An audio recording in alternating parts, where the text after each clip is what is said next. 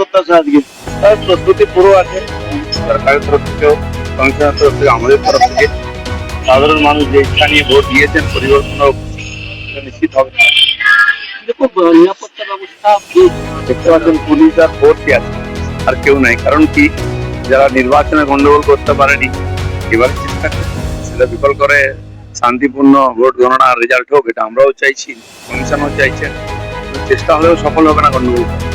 আপনার মার্জিন কত আশা করছেন?